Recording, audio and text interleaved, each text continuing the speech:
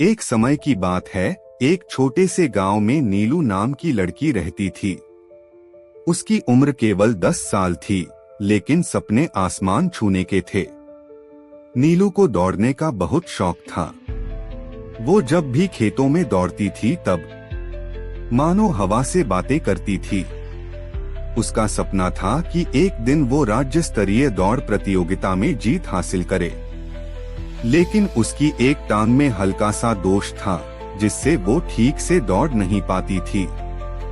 गांव के बच्चे उसका मजाक उड़ाते और कहते, तू तो लंगड़ी है, कैसे दौड़ेगी। नीलू की आंखों में आंसू आ जाते, लेकिन उसका हौसला कभी कम नहीं होता था। एक दिन गांव में एक कोच राकेश जी आए। उन्होंने नीलू को दौड़ते हुए देखा। भले ही वो पूरी तरह से तेज नहीं थी, लेकिन उसकी लगन और जज्बा साफ दिखाई दे रहा था। राकेश जी ने उससे कहा, अगर तुम मेहनत करने के लिए तैयार हो तो मैं तुम्हें ट्रेनिंग दूंगा। नीलू की आंखें खुशी से चमक उठीं।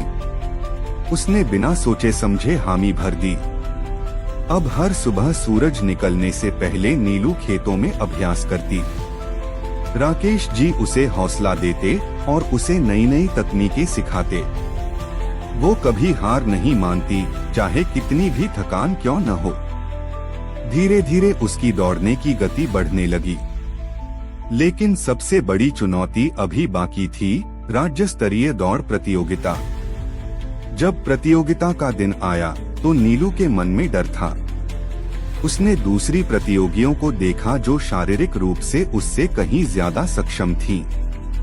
एक पल के लिए उसका आत्मविश्वास डगमगाया, लेकिन तभी उसे अपने कोच की बात याद आई, जीतने वाले वही होते हैं जो डर को हरा देते हैं।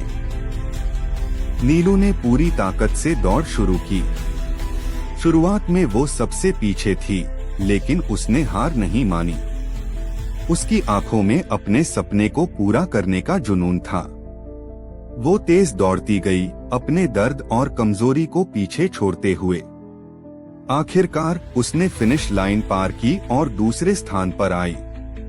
उसकी आंखों में आंसू थे, लेकिन वो खुशी के आंसू थे। उसके कोच ने उसे गले लगाते हुए कहा, आज तुमने साबित कर दिया कि असली जीत हौसले और मेहनत की होती है, शारीरिक ताकत की नहीं।